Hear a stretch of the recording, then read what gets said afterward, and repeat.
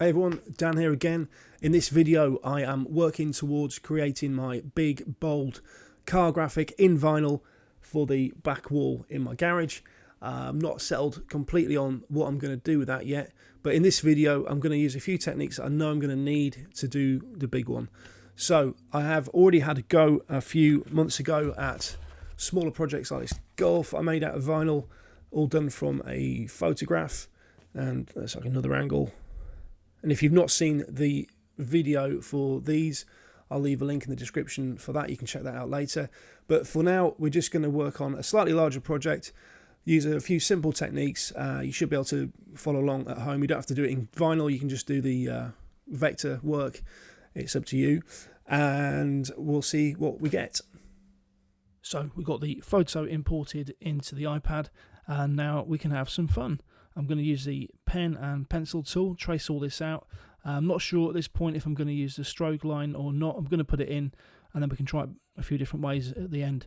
So I'm going to shoot over to time-lapse and get this knocked out, and I'll see you in a minute. While we're waiting for the time-lapse, I'll just give you a quick update on my old VR6. As you can see, the UK weather is doing the bodywork no favours at all. This was shot in May. It was the first pull out of the year and clean down. I meant to shoot this video after I cleaned it, but the driver's window regulator failed as I put the car away, so never happened. Engine's running, starts okay. I could do with timing chains and a few other things just to make it safe and reliable. The bodywork is getting a little bit too sought into. I'm getting a bit concerned about this bit here. I really don't want to do that one. There's another problem with the driver's door. The brakes are all in the garage being refurbed. They just need seal kits and discs and pads and hoses. Never mind, a few things. 127,000 on the clock. It's all original wheels, original stereo, loads of warning lights. We don't worry about those. That's the hole in the door. I thought it was a stone chip, and I just put the screwdriver, scraped it and put the screwdriver straight through.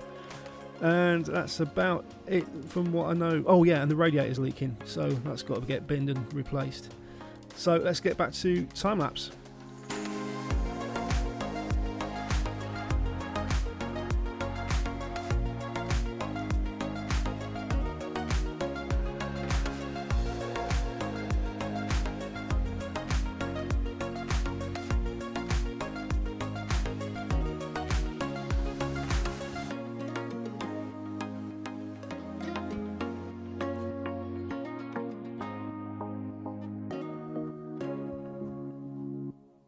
Okay, so you can probably gather from the time-lapse what I was doing to create the shapes and the outlines, just using the pen tool to make selections over the photograph.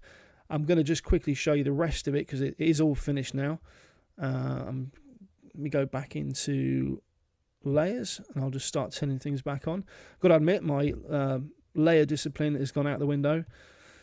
It's okay, I can work around that. So we're going to start with the wheels. I'm going to turn the wheels back on. And these are just basic highlights. Remember, I want to keep this kind of minimalist, so I want to show as much information on the image but use the minimal amount of detail, if that makes sense. So these highlights were just done with the pen tool. I'll just do another one quickly to show you. Let's change the colour, maybe let's use this green so you can see it. Okay, so what I've done is, if I just do a section here, I'll show you. I just tap on the wheel, start and end point, and then go straight back to the start point. And then go into the node tool, and you can drag those apart. Let me just turn the fill on. There we go. So that was as easy as that, and you can just manipulate it how you need for what you want to do. Nice and easy. I'll just delete that. So the next section, I'll just zoom out, I'll show you the whole thing again. Next section is reflections. I'll just turn those back on. And you can see from the photograph that there's some natural lighting edges. that I wanted to pick up on, and I'll just turn that back on. You can see I had to improvise a little bit on the windows and the roof and around the doors. If I didn't do the door, you'll see at the end the edge of that car would vanish. So same again, really easy, just with the pen tool. Just create a shape.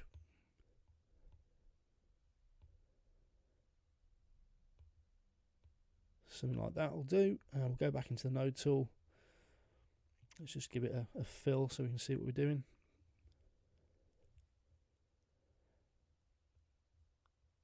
And then we're just grabbing the lines and bending them however we need. Nice and straightforward. Okay, so I'm going to delete that. Close that. So those elements kind of make up the main body of the image.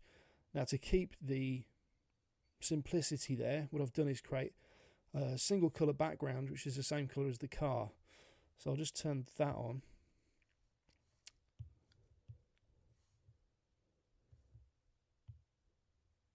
And you'll see what I was trying to achieve. So it kind of translates. You can still see the vehicle, but there's actually not that much information in the image. So all I've got to do now, I think probably the best way forward with this is to send it to the PC and finish it off in Inkscape. So I can group all these single white colours together, all the greys and the amber. Now the amber is going to be a bit tricky because I'm going to need a large piece of orange just to cut out these little bits. So I might group these together closely and just put them on by eye at the end, or else I'm going to waste loads of orange vinyl. So yeah, let's send it over now and get into Inkscape with it. Okay, so we're over in Inkscape on the PC, and I'm just finishing off grouping all these colours together. I've just done the whites there. Now I'll be using, as always, SignCut Pro 2, which will identify colours and automatically group them, but I think it's just good housekeeping to keep everything together. So I've just got to finish off grabbing all these together, and we can send them over to SignCut Pro and get some vinyl cut. Right then, that's all the vinyl cut. I just need to weed it all and start assembling it. Now, to keep the video short, I'm just going to show you one, which is going to be the grey. I think that's probably the most interesting. And the other reason is the white is looking like it's going to be an absolute nightmare. So there's loads of little tiny details, and I think there's going to be swearing and throwing of things. So I'll do that off camera, and we'll have a go at this one right now. So on with the grey then. I think the only bit that's going to cause me real trouble is these four little grills at the back. I'm not sure if the camera's probably not picking those up. I'll just try and show you them. There's four little bits just there, and the bits around the front, but they're a bit bigger, might be easier. So I'm going to start with those and work my way that way, and I'll see you in a minute.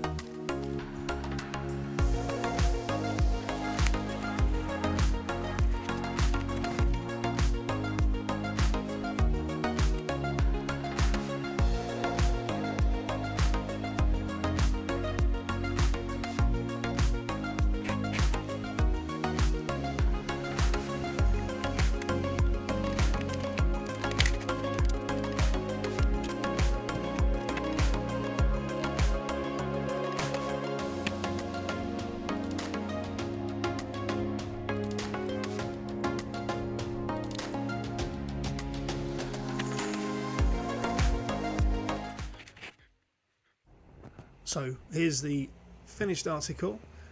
I put the Porsche text in white across the top, so the bodywork looked like it was reflecting the Porsche text.